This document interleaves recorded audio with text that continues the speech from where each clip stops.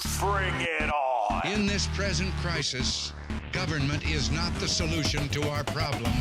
Government is the problem. Do you want the whole truth? I don't think you're ready. Governments don't control things.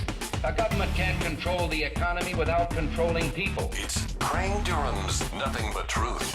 Here comes the truth. Welcome back. Crane Durham's Nothing But Truth. Happy Friday to you. Hope things are going well. I know it's a great deal of unrest. You're going to be hearing a lot about if we're going to strike Syria, if we're not going to strike Syria. And some of you are sitting there going, what's going on in Syria? Okay, civil war, a lot of people dying, and they're both sides. Can they both lose? You give a Ronald Reagan response. It's much more complex and complicated than that in the long-term and comprehensive plan-wise to deal with the enemy that we're dealing with. And so what we like to do is we like to bring in our Secretary of Defense for Nothing But Truth, and that is our good friend, Lieutenant Colonel Gordon Cucullu, author of many books, but 4 books, I believe, altogether. But the ones that I would highlight to show the Colonel's breadth of knowledge would be the,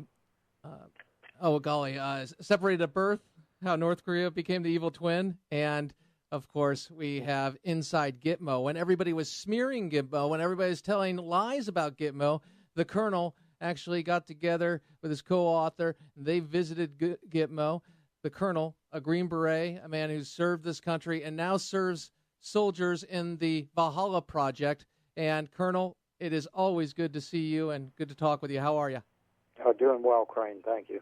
Let's good to be on with you. It's good to be on with you.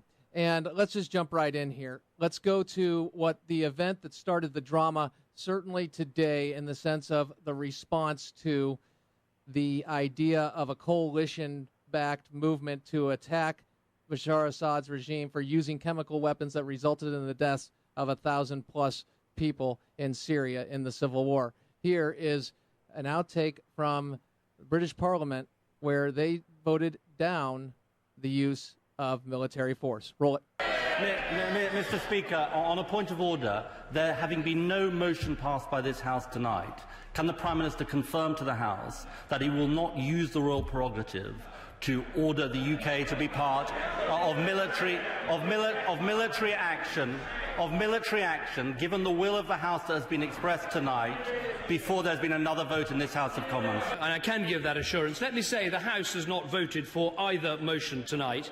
I strongly believe in the need for a tough response to the use of chemical weapons, but I also believe in respecting the will of this House of Commons.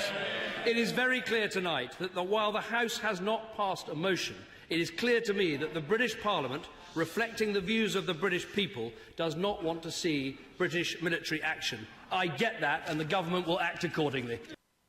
How serious was that, Colonel, to President Obama? I can't say I was terribly surprised. I mean, I think that the response here in America, if we were polled as a people, would be quite similar to that. I don't think there's any or very little enthusiasm for participating in this Syrian civil war because, quite candidly, both sides are our enemies. Mm-hmm. Perhaps at one time, way early on, 2 years ago, we might have had a chance to back some of the initial moderate elements. But, Crane, how many times have we seen in these Arab uprisings this initial promise, the fragrance of the Arab Spring turns quickly to the rot of the Muslim Brotherhood, and that's what's going on in Syria right now. So basically, we're enemies with Assad's Baathists. We're enemies with the Muslim Brotherhood and the Al-Qaeda fighters who are taking him on, and yet we want to intervene. For what purpose, I can't discern. I don't know, perhaps some of your listeners are more astute than I am in this, but it sounds to me like the only reason we're doing anything at all is to show indignation. And the idea of broadcasting what targets we're going to hit, pretty much when we're going to hit them, that we don't want regime change, makes this all seem like it's simply a face-saving moment for President Obama, who probably was away from his teleprompter when he made that comment about the red line way back when.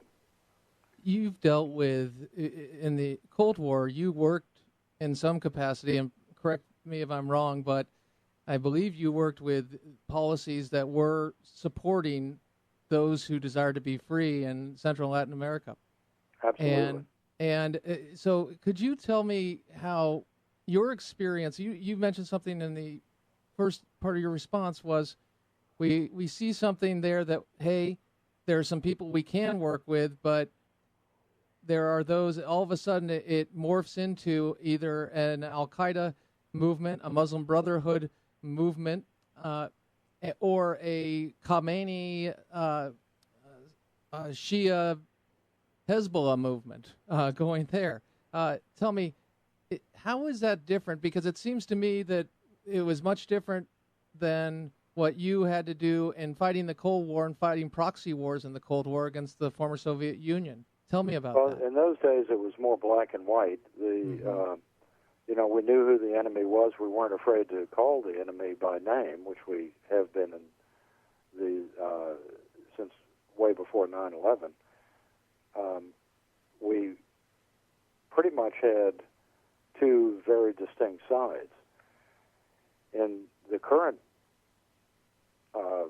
episodic outbreaks of violence, primarily across the Middle East, it's almost been as if you look at this scenario and just say a plague on both houses. There's no one there, either in the regime, as in the case of Gaddafi and Assad, that we want to support, and there's no one in the opposition that wants to overthrow the regime. The Brotherhood or the Al-Qaeda or a combination thereof, or Hezbollah, Hamas, they're all in this together. Certainly standing behind them is Iran, as you noted, and the on the other side are the Gulf states and the Saudis, who, while we may claim to be allied with them, we're hardly allies. I mean, they take advantage every time they can and fund our enemies. So there are times when you need to, as a book of Ecclesiastes says, there's times when you need to fight and there's times when you don't. And to me, this is one time where we don't.